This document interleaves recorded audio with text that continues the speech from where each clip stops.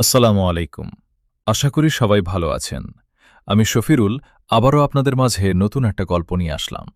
চলেন গল্প শুরু করি। কুয়াকাটা বিচ সাগরকন্যা হিসেবে অভিহিত সৌন্দর্যের লীলাভূমি কুয়াকাটা।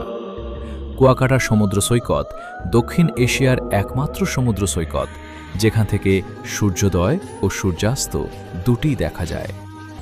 ২০ কিলোমিটার লম্বা ও ৬ কিলোমিটার চওড়া এই সৈকতকে ঘিরে নানান ভুতুড়ে কাহিনী প্রচলিত আছে। মৈসুলি পাড়ার বাসিন্দা পিতা ও পুত্র মাছ ধরতে ও জ্বালানি কাঠের ব্যবস্থা করতে গঙ্গা মাটির গহীন জঙ্গলে গিয়েছিল। সাগরে যেহেতু সুপে পানি নেই, তাই তৃষ্ণা নিবারণার্থে তারা মাটি খুঁড়তে শুরু করে সুপে পানির আশায়। একসময় তাদের কোদাল শক্ত কিছুতে আঘাত করে।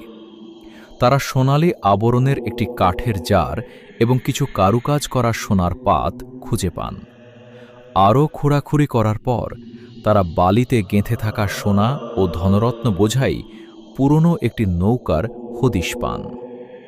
সূর্যাস্তের সময় প্রায় হয়ে যাওয়ায় সেদিনকার মতো কাজে ক্ষান্ত দিয়ে ফিরে যাবার সিদ্ধান্ত নেন তারা। পরদিন ভোর সকালে এসে আবার কাজ করবেন ভেবে সেদিনের মতো তারা সেখান থেকে চলে যান। কিন্তু তাদের জীবনে আর কোনো নতুন সকাল আসেনি। ফেরার পথে রহস্যজনকভাবে মৃত্যু হয় পিতা পুত্রের। জনশ্রুতি আছে সোনা বোঝাই নৌকোটি অভিশপ্ত, যেই তার অনুসন্ধান করবে অপঘাতে মারা পড়বে সে।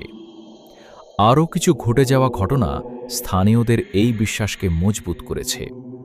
এমনও বলা হয় সেই পিতা পুত্রের আত্মা হিংসাবশত সেখানেই রয়ে গেছে নৌকাটি পাহারা দেবার জন্য।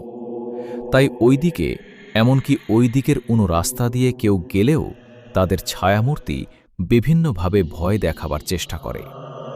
অন্য একটি ঘটনা একটি মন্দিরকে ঘিরে। মিছরি পাড়ায় অবস্থিত ২১ ফিট উঁচু বৌদ্ধ মন্দিরটির উপর অশুভ কিছুর প্রভাব আছে বলে শোনা যায়।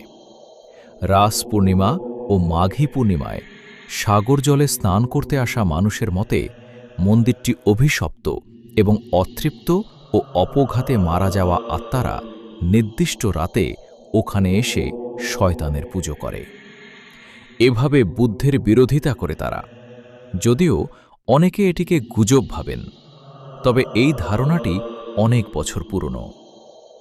কুয়াকাটা সৈকতের একটি অংশ রাখাইন বসতির মাধ্যমে অভিশপ্ত বলে শোনা যায়। আমার ভিডিওটি যদি ভালো লাগে একটা লাইক, কমেন্ট, ফলো করে পাশে থাকবেন।